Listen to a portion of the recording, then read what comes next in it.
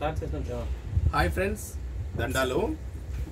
మన Hosur తెలుగోడు Instagram, Facebook, యూట్యూబ్లో ఒసూరు తెలుగోడు దండాలు గురు దండాలని మన ముందరికి వచ్చి మాట్లాడుతూ ఉన్నారు. మన ఒసూరు ప్రాంతంలో వాళ్ళ స్వగ్రామం వచ్చి దోరిపల్లి, దాసంపురం దగ్గర ఉండే దోరిపల్లి గ్రామం వాళ్ళు, అత్తిమొగం దగ్గర.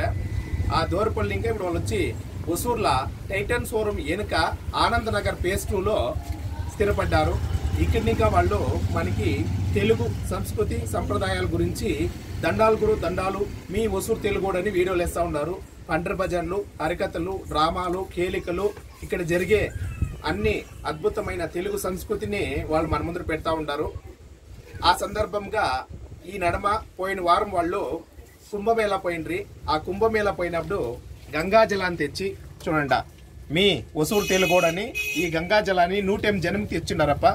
ఈ ఒక మంచి సంప్రదాయము ఎలాంటే మన పూర్వీకులు కూడా అంతే. ఎక్కడ దేవస్థానం తిరుపతి ఇంకా లడ్డు వస్తే ఆ లడ్డు ఇంతే ఇస్తా ఉండింది. ఆ ఇంటిని మన వాళ్ళు ఏం చేస్తారంటే ఇంటందరూ ఎత్తుకొని కళ్ళు కొత్తుకొని స్వామి మాయప్ప బాగుండప్ప, మేము ఎప్పుడన్నా ఉన్నారు తిరుపతికొచ్చి నేను చూసుకొస్తామప్ప అని చెప్పి మొక్కుంటా ఉండ్రి.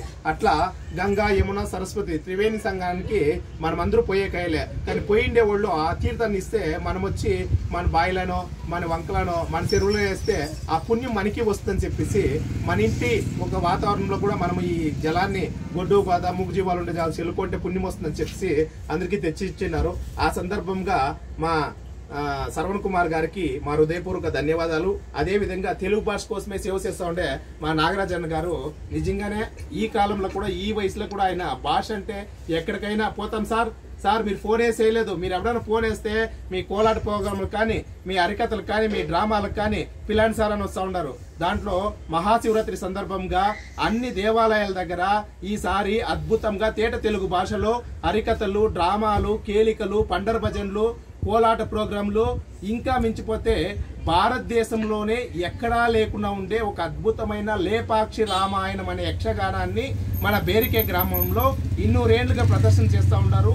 21 రాత్రులు ఆడుతూ ఉండ్రి. అది ఇప్పుడు ఒక రాత్రికి వచ్చింది. ఆ శివరాత్రి మహాశివరాత్రి పండుగ సందర్భంగా రాత్రి 9 గంటలకి బేరికే నగరంలో లేపాక్షి రామాయణం ఆడుతూ ఉంటారు.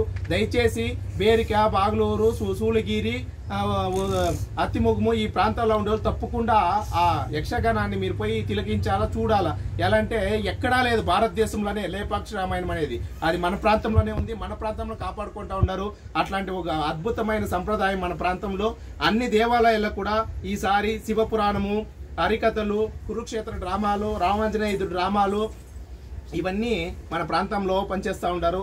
ఈ అన్నిటికీ మనకి ఎట్లా తెలుస్తూ ఉందంటే ఈ మన ప్రాంతంలో ఇప్పుడిప్పుడే వస్తూ ఉండే చాలామంది యూట్యూబర్లు కానీ, ఇన్స్టాగ్రామ్ కానీ, ఫేస్బుక్లో కానీ మీరు తెస్తూ ఉండే పేర్లు చాలా అద్భుతంగా ఉంది. ప్రతి ఒక్కరికి మా పేరున మా హృదయపూర్వక ధన్యవాదాలు.